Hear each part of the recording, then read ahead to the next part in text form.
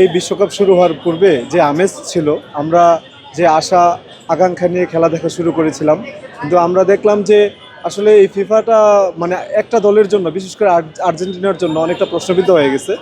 আমরা শুরুতে যখন গ্রুপ পর্ব চলছিল, আমরা দেখেছি আর্জেন্টিনা একদম নর্মাল টিমগুলোর সাথে অনেকাংশে তারা ড্র করেছে, কোনো কোনো ক্ষেত্রে একদম লাস্ট মোমেন্টে জিতেছে।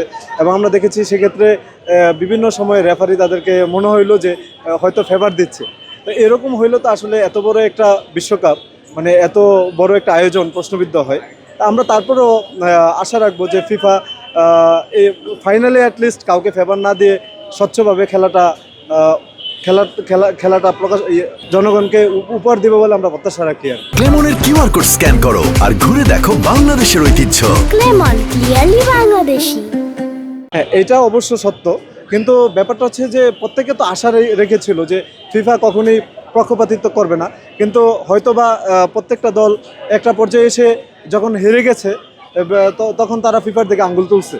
তো যদি প্রথম থেকেই তারা এটা বিশ্বাস করতো বা জানতো, তাহলে তো এটা কখনোই হয়তোবা কোনো দলই অংশগ্রহণ করতো না।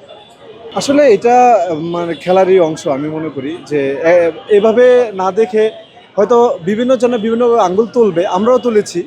আমরা মনে করি যে ফিফা যেটা করেছে, যদি এটা করে থাকে তাহলে অবশ্যই অন্যায় করেছে। তবে এখনও যেহেতু ফাইনাল খেলা বাকি আছে, আমরা বিশ্বাস করব যে ফিফা অবশ্যই একটা সুন্দর এবং পক্ষপাতিত্বহীন একটা খেলা উপহার দিবে এবং সারা বিশ্বের মানুষ সেই খেলাটাকে উপভোগ করবে। আসলে অ্যাকচুয়ালি নোয়াখালী সবসময় একটু ডিফারেন্স আমরা দেখেছি, সেটা মানে তাদের ইজমের ক্ষেত্রে হোক, এলাকার ইজমের ক্ষেত্রে হোক, কিংবা খেলার ক্ষেত্রে হোক, কিংবা রাজনীতির ক্ষেত্রে হোক, নোয়াখালী অলওয়েজ ডিফারেন্স।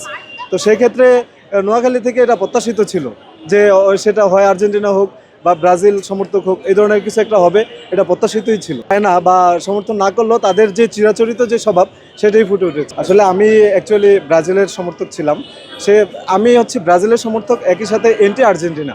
তো সুতরাং আর্জেন্টিনার বিপক্ষে যে দলই খেলবে তার সমর্থক আমি।